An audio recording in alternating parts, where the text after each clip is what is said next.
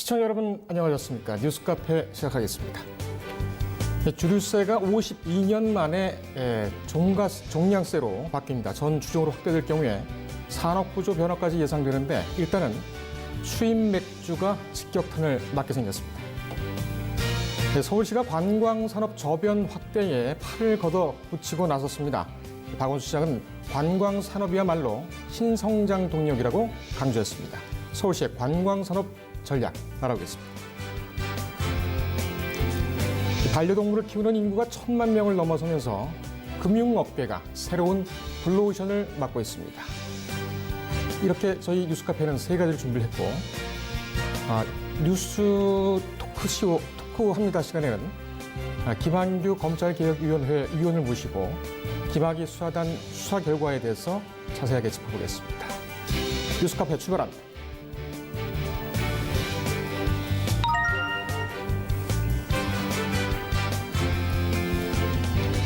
한영 FTA가 원칙적인 타결을 했습니다. 유명희 산업통상자원부 통상교섭본부장과 리암 폭스 영국국제통상부 장관이 오늘 서울 중구 롯데호텔에서 원칙적 타결에 대한 협약식을 맺었습니다.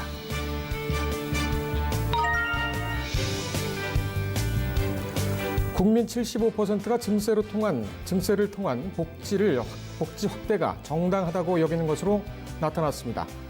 오늘 발표한 한국보건사회연구원이 사회통합 실태 진단 및 대응 방안 연구 보고서에 따르면 지난해 6월에서 9월까지 전국의 만 19세 이상 75세 이하 성인 남녀 3,873명을 상대로 설문조사를 한 결과 정부가 세금을 더 거두어서 복지를 확대하는 것이 정당하다고 생각한다고 말했습니다. 정당하지 않다는 답변은 22.6%에 그쳤습니다.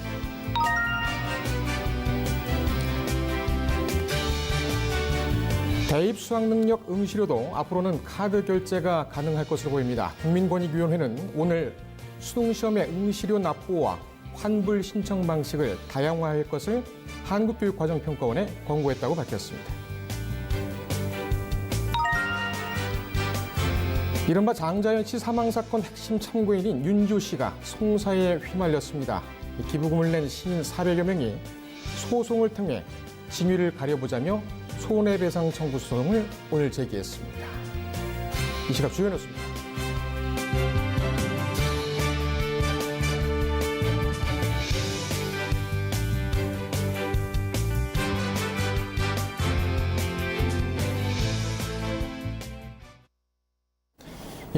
맥주와 막걸리 등 이 일부 주종에 대한 세금 부과 방식이 내년부터 종량세로 바뀝니다. 이 종가세로 지정된 지 52년 만에 변화인데 전 주종으로 확대되면 산업 구조가 한꺼번에 바뀔 수 있다는 전망도 나옵니다. 보도에 김지영 기자입니다. 10,000원에 4캔을 살 수 있어 큰 인기를 끌었던 수입 맥주. 하지만 최근 폭발적인 성장세는 한풀 꺾였습니다. 관세청에 따르면 올해 1분기 맥주 수입액은 작년 같은 기간과 비교해 1% 하락했습니다. 하락폭이 크진 않지만 10년 만에 첫 역성장 기록입니다. 한국무역협회 조사에서도 올해 1, 2월 맥주 수입액이 1.5% 감소했습니다. 수입 맥주는 2017년 50% 성장률을 찍으며 승승장구했습니다. 이후에도 두 자릿수 성장세를 기록했지만 올 1분기 들어 주춤한 것입니다. 업계에서는 수입 맥주가 지난해만 해도 점유율 20%를 돌파했지만 올해로 접어들면서 시장 확대를 멈추고 성숙기에 돌입한 것으로 분석하고 있습니다. 성장세에 제동이 걸린 수입 맥주는 최근 정부가 술에 매기는 세금인 주세법 개편에 나서면서 또 한 번 전환점을 맞을 것으로 보입니다. 맥주는 가격에 따라 세금을 매겼는데 주세법 개편으로 양에 따라 매기는 종량세로 바뀝니다. 주류세가 개편되면 1리터짜리 국산 맥주와 수입 맥주는 모두 같은 830원의 세금을 냅니다. 따라서 기존의 830원보다 높은 세금을 냈던 고가 수입 맥주는 세 부담이 줄지만 이보다 적은 세금의 저가 수입 맥주는 부담이 커집니다. 편의점에서 10,000원에 4캔으로 판매하는 제품들이 저가 수입 맥주에 속합니다.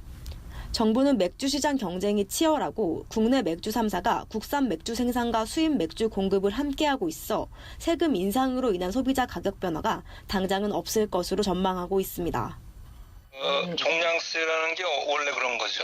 똑같은 똑같은 세수 중립적인 측면에서 보면 종가세로 하든 종량세로 하든 똑같은 총세수가 발생한다고 볼 때 종가세에서 종량세로 바뀌면 아무래도 가격이 싼 주류는 세금 부담을 더 하게 되는 거죠. 이건 이제 정부가 얘기하는 거는 폭이 이렇게 아주 큰 폭이 아니고 수입 맥주를 누가 파냐면 결국은 국산 맥주 회사들이 상당 부분 판다는 거죠. 서로 이제 상쇄가 되지 않겠느냐. 그 측면이 하나 있고, 그다음에 경쟁이 치열하기 때문에 세금이 올라가는 주류도 소비자 가격에 전가를 못 시킬 거다. 하지만 세금 인상 시 가격 상승은 아니더라도 4캔 만원 맥주가 3캔 만원으로 바뀔 수 있다는 볼멘 소리도 나오고 있습니다. 최근 몇 년간 날개 돋친 듯 팔리다 판매량이 줄어들며 기세가 꺾인 수입 맥주. 주세법 개정에 따라 저가 브랜드 중심으로 가격마저 오를 경우 타격이 더 커질 것으로 보입니다. 향후 맥주 회사들이 어떤 전략으로 대응해 나갈지 관심이 쏠리고 있습니다. 뉴스토마토 김지영입니다. 예, 이 맥주 주세 변경 문제는 현장에서 취재하고 있는 기자를 직접 스튜디오로 불러서 자세히 알아보도록 하겠습니다. 산업일보의 김지영 기자 나와 있습니다. 안녕하세요. 맥주 좋아하십니까? 네, 좋아합니다. 예, 상당히 좀 많이들 먹는 그런 주종인데 맥주 이 세금을 매기는 기준 이것이 종가세, 종량세 이렇게 나뉘는군요. 네, 그렇습니다. 이게 종량 이렇게 하면은 언뜻 쓰레기 봉투 같기도 하고 이게 어떤 구분이 있습니까? 기준이 어떤 거예요? 네, 주세법은 이름 그대로 주류에 매기는 세금을 말하는데요. 기존에는 가격에 따라 세금을 매기는 종가세를 적용해 왔습니다. 네. 맥주값에 몇 %씩으로 매기는 건데요. 네. 종가세를 적용했을 때 국산 맥주는 이제 제조 원가에 판매 관리비와 이윤을 더한 값을 과세 표준으로 잡고 72% 세율을 적용해 왔습니다. 반면 수입 맥주는 공장 출고가와 운임 비용이 포함된 수입 신고가를 기준으로 세금을 매겼습니다. 이 신고가에는 이제 홍보나 마케팅비는 포함되지 않는데요. 국산 맥주 업체들은 홍보와 마케팅비가 포함되지 않는 데다 수입 맥주 업체가 제조 원가를 속이고 마음대로 신고가를 책정할 수도 있기 때문에 기존 세법이 불공평하다는 지적을 제기해 왔습니다. 세금을 적게 내기 때문에 만 원에 4캔씩의 마케팅을 할 수 있고 또 가격 경쟁력 또한 더 높아질 수밖에 없다는 논리인데요. 이에 따라 가격이 아닌 용량에 따라 세금을 매기는 종량세를 도입하게 된 것입니다. 예를 들어 리터당 1,000원 이런 식으로 세금을 매기게 되는 건데요. 이 개편안을 적용하면 카스던 하이트던 버드와이저건 300ml로 용량이 같다면 이제 모두 같은 세금을 내게 되는 것입니다. 그렇군요. 지금 얘기하는 거를 가만히 이제 전한 내용을 가만히 보니까 수입 맥주하고 우리나라 국산 맥주하고 세금을 물리는 게 좀 달랐던 모양이에요? 앞서 말씀드렸지만 이제 우리나라 맥주는 공장 이제 출고가가 제조 원가의 판매 관리비와 이제 이윤을 더한 값으로 매겼는데요. 수입 맥주의 경우에는 자기가 이제 신고한 가격에 따라 우선 세금을 매기는 거고요. 그리고 여기에는 이제 국산 맥주들의 주장에 따른 국산 맥주 업체들의 주장에 따르면 홍보나 마케팅비는 포함되어 있지 않기 때문에 비용을 더 낮게 해서 이제 세금이 더 낮게 책정될 수 있다는 설명입니다. 그 기준이 다르게 적용된 건 왜 그렇습니까? 무슨 이유가 있습니까? 기준이 다르게 적용된 거는 우선 수입이랑 이제 여기 제조하는 것과 수입은 이제 다르기 때문에 이제 아예 프로세스가 다르기 때문에 이렇게 적용을 했는데 네. 그러면은 지금 이 주세를 정리를 하면서 수입 맥주건 국산 맥주건 똑같이 적용을 하겠다 이런 내용인 거죠? 네, 그렇습니다. 네. 일단 업계에서는 좀 반기는 그런 표정이겠어요? 네. 자, 만 원에 4캔. 수입 맥주가 아무래도 세금이 올라가겠죠. 그러면 성장세가 좀 줄어들고. 근데 이런 조짐이 벌써부터 있었다고요? 네, 그렇습니다. 뭐 이 주세법이 적용되기 전부터 뭐 좀 성장세가 주춤하다는 얘기가 있었는데요. 뭐 저렴한 가격을 내세웠기 때문에 최근 몇 년간 수입 맥주 성장세는 뭐 거의 폭발적이었는데요. 예. 사실 우리나라는 그동안 주류업체 몇 곳에 뭐 맥주 브랜드 몇 개가 시장을 거의 과점한 형태였지 않습니까? 네. 네, 다양한 맛이 이제 나는 수입 맥주가 이제 만 원에 4캔 이렇게 팔다 보니까 이러한 과점 체계가 조금 무너지게 되긴 했는데요. 2013년에는 수입 맥주 시장 점유율이 뭐 4.9%에 불과했는데요. 지난해에는 19%로 급 상승했고요. 2017년에는 50% 성장률을 기록하면서 정점을 찍었고 이후에도 두 자릿수 성장률을 이어왔습니다. 이렇게 승승장구하던 수입 맥주 성장세가 최근에는 좀 둔화됐는데요. 관세청에 따르면 올해 1분기 맥주 수입액은 작년 같은 기간과 비교해 1% 하락했습니다. 네. 뭐 하락폭이 사실은 크지는 않은데요. 하지만 이거는 또 10년 만에 첫 역성장 기록이라 좀 주목을 하고 있고요. 뭐 인기가 떨어졌다기보다는 수입 맥주 시장이 클 만큼 컸기 때문에 성장세가 둔화된 것이라는 분석이 나오고 있습니다. 예. 일단 뭐 세금을 적용하는 기준이 이제 같아진다는 점은 잘 알겠는데 그렇게 되면은 중저가 브랜드들, 소위 말하는 중저가 브랜드들 같은 경우에는 오히려 세금을 더 내야 되는, 또 대형 브랜드 같은 경우에는 뭐 기존에 했던 거와는 뭐 큰 차이 없이 오히려 또 감세가 되는 그런 효과도 좀 있을 것 같아요. 어떻습니까? 네, 그렇습니다. 주세법이 바뀌면 수입 맥주 중 좀 저가 브랜드들이 세금을 좀 많이 내야 되는 상황이 지금 생길 것 같은데요. 1리터짜리 맥주라면 국산과 수입 모두 830원의 세금을 내야 합니다. 고가 수입 맥주였다면 아무래도 신고가가 높았을 테니까 830원보다는 좀 비싼 세금을 내었을 가능성이 클 테고요. 예. 반대로 저가 브랜드라면 아마 830원보다 좀 낮은 세금을 내었을 것일 테니까 이번 주세법 개편으로 이제 모두 같은 세금을 내게 되면서 830원보다 낮은 세금을 냈던 브랜드들의 세금 인상 가능성이 좀 높아지게 된 것입니다. 예. 세금 인상은 당연히 가격 인상으로 이어질 가능성도 있고요. 만 원에 4캔 팔던 걸 만 원에 3캔 이런 식으로 좀 슬며시 바꿀 가능성도 있어 보입니다. 이렇게 되면 저가 브랜드들의 가장 큰 경쟁력이었던 가격 매력이 떨어지면서 소비자 선택이 좀 줄어들 수 있다는 분석도 나오고 있습니다. 최근에는 뭐 국산 맥주 업체들이 테라나 발포주 같은 맥주 신제품으로 소비자 입맛 잡기에 나서면서 저가 브랜드들의 경쟁력은 더욱 약화될 것이라는 전망도 나오고 있습니다. 그렇군요. 우리나라는 괜찮습니까? 국산 맥주들 같은 경우에는 이 주세 기준이 바뀌면서 수입 브랜드 같은 경우 저가 브랜드들이 타격을 입을 것으로 보이고 우리나라는 상관이 없나요? 우리나라도 마찬가지기는 한데요. 그래도 아무래도 우리나라는 그 가격이 좀 일률적이어가지고 세금이 인상되거나 유지가 될 가능성이 더 있습니다. 그렇군요. 네. 실제로 뭐 사러 가보면은 수입 맥주 같은 경우에는 가격 차이가 상당히 많이 나는 것을 보고 좀 의아하게 생각을 했는데 그런 배경이 있었군요. 그렇다면 저가 브랜드 쪽에서는 오히려 가격을 좀 인상하고 공격적으로 나오지 않을까 이런 전망도 가능할 것 같은데 어떻습니까? 글쎄요, 가격 경쟁력이 이제 인상에 따라서는 근데 만 원에 4캔을 유지할 수 있다는 얘기는 나오는 게요. 이제 높아진 세금 만 원에 4캔에는 이제 비싼 브랜드도 있고 낮은 브랜드도 있을 텐데 이제 비싼 브랜드의 세금 이제 인하분이 낮은 브랜드 세금 인상분을 상쇄할 것이기 때문에 만 원에 4캔은 유지할 것이라는 얘기가 나오고 있습니다. 4캔 맥주는 계속 먹을 수 있다 이렇게 보는 겁니까? 네, 지금 정부와 뭐 업계에서는 그렇게 일단 얘기를 하고 있습니다. 그렇군요. 자, 아까 뭐 제가 말씀을 드릴 때 리포트도 그랬습니다만 이게 다른 주종으로도 종량세로 이렇게 좀 바뀔 가능성도 좀 있습니까? 아직은 맥주랑 막걸리에만 적용하고 있고 소주회 같은 경우에는 워낙 이제 국민 술이다 보니까 세금을 지금 섣불리 이렇게 바꾸기엔 조금 조심스러운 것 같고요. 네. 차츰 바뀔 수는 있겠지만 일단은 맥주랑 막걸리만 바뀌는 것으로 얘기가 됐습니다. 그렇군요. 이 내용을 좀 더 추이를 좀 살펴봐야 되겠습니다. 예. 김재원 수고했습니다.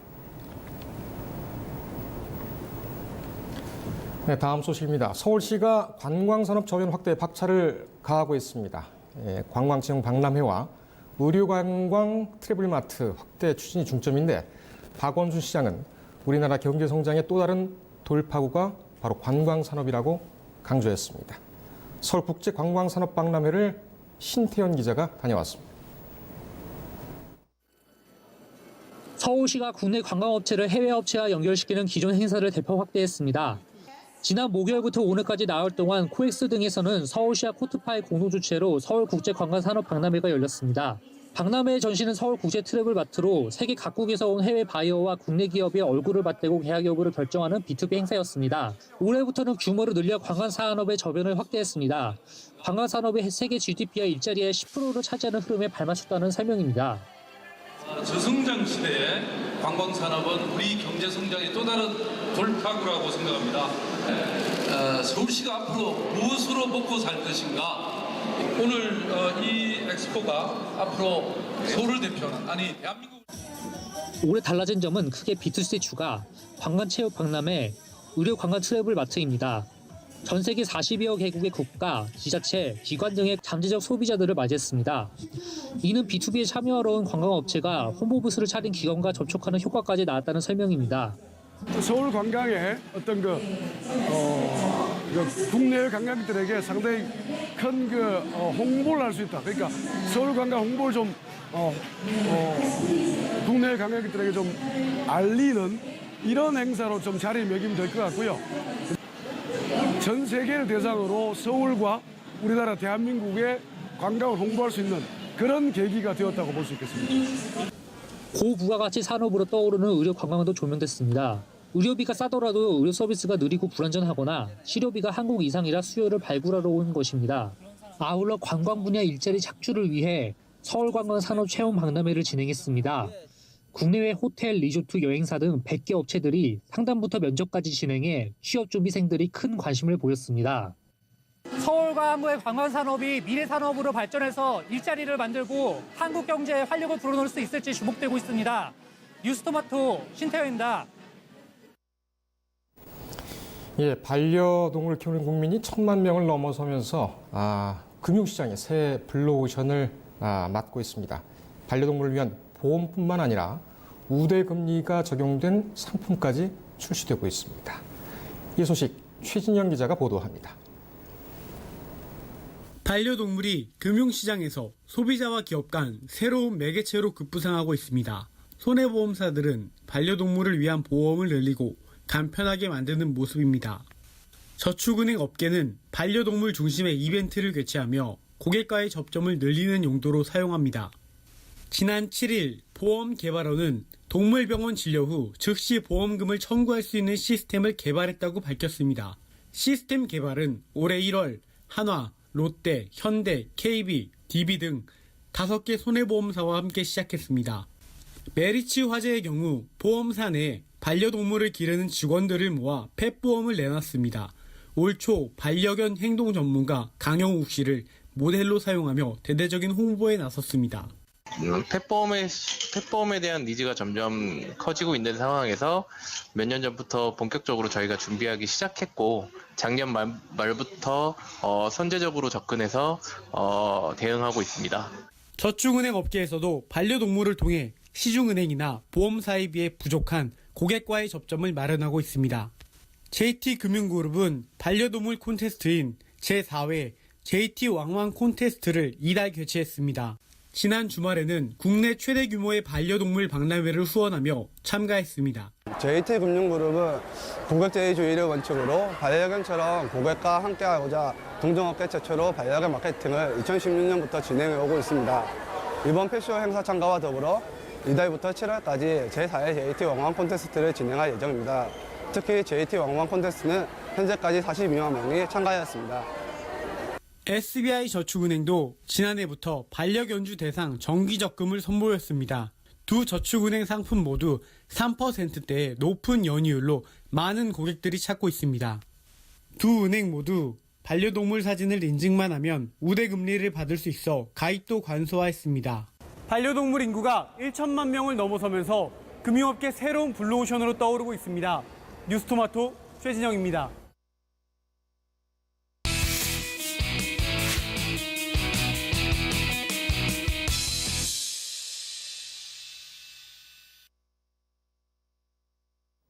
예, 오늘은 6월 항쟁 32주년을 맞는 날입니다. 지금 용산에서 기념 행사가 막 끝났다고 합니다. 현장에 나가 있는 김은별 기자 불러보겠습니다. 김 기자. 네. 그 행사는 지금 막 끝났겠군요. 네네. 그 어떤 순서들이 좀 있었습니까? 네, 저는 지금 서울 용산구에 위치한 민주인권기념관에서 열리는 6.10 민주항쟁 기념식에 나와 있습니다. 행정안전부가 주최를 하고 민주화운동 기념사업회가 행사를 주관했는데요. 현재는 11시부터 시작됐던 행사가 이제 마무리가 된 상태입니다. 오늘 기념식에는 진영 행정안전부 장관과 고문 피해자, 민주화운동 당사자 및 후손, 그리고 일반 시민 약 400여 명이 참석했습니다. 여야 지도부도 행사에 참석을 했는데요. 황교안 자유한국당 대표와 나경원 원내대표는 일정상 참여하지 않았습니다. 미투운동으로 우리 사회에 경종을 울린 서지영 검사와 민주기업 문화 전파를 위해 노력하는 박창진 전 대한항공 사무장이 사회를 봤고요. 역사 어린이 합창단 사전 공연, 경과보고 영상 상영, 애국가 제창, 대통령 기념사를 진영 행정안전부 장관이 대독했으며 축하 공연과 국민의 소리, 광야에서 제창 순서로 진행됐습니다. 눈에 띄는 행사로는 국민의 소리 시간이 있었습니다. 이 시민들이 직접 무대에 서서 민주주의와 평화에 대한 메시지를 발표하는 시간이었는데요. 민주화운동 기념사업회 지선 이사장, 고 김용균 씨 어머니 김미숙 씨, 이 8명의 국민의 소리 낭독으로 우리 사회 민주주의가 나아갈 방향을 제시하기도 했습니다. 자, 지금 그 용산에서 이런 기념 행사가 열린 것도 상당한 좀 장소적 의미가 있는 것 같은데 어떤 의미가 있습니까? 네, 이 장소적인 의미도 있고요. 일단 기념식 주제 자체가 민주주의 100년 그리고 1987이었습니다. 이 3.1운동부터 민주공화제를 선포한 임시정부가 수립되기까지 총 100년의 역사를 민주주의의 발전으로 보고 이에 대한 의미를 담은 것인데요. 기념식은 대한민국 민주주의의 전환점이라 할 수 있는 6.10 민주항쟁 32주년을 맞아 의미를 되새기고 또 민주주의와 인권의 소중함을 기억하기 위해 기획됐습니다. 이 기념식 장소에 대해서 말씀을 드리자면요. 현재는 민주인권기념관이지만 이곳은 예전에 사실 남영동 대공분실이었습니다. 이 6.10 민주항쟁의 도화선이 됐던 박종철 고문 치사 사건이 일어난 현장인데요. 지난해 대통령 기념사를 통해 민주인권기념관으로 조성돼 시민사회가 운영할 수 있도록 정부 차원의 환원 방향을 발표한 이후 열리는 첫 기념식이기도 했습니다. 자, 이번 그 행사뿐만 아니라 또 다른 행사도 여러 행사가 좀 열리고 있는 것 같은데 같이 한번 소개를 해 주시죠. 네, 민주화운동 기념사업회는 기념식 전후로 기획전시와 다양한 부대 행사들을 마련했는데요. 특히 이곳에서 기획전시 잠금 해제전을 개최합니다. 1970년대부터 80년대 인권 유린과 탄압의 공간이었던 남영동 대공분실을 기억하기 위해서인데요. 전시는 무료로 개방되며 잭슨홍과 백승우, 정의삭과 같은 여러 작가들이 대공분실이라는 공간이 갖는 의미와 상징성을 표현한 작품들을 만들어냈습니다. 또한 이 광주와 부산, 원주, 대전 등 20군데 지역에서도 자체 기념식과 함께 전시회와 문화제, 강연과 같은 시민과 함께할 수 있는 행사들이 이미 열렸거나 오늘 오후까지 예정돼 있습니다. 이 6.10 민주항쟁의 역사는 직접 경험하시거나 혹은 매체, 영화 등을 통해서 접하셨을 텐데요. 이 6.10 민주항쟁이 일어나기까지를 되짚어보면요. 이 1987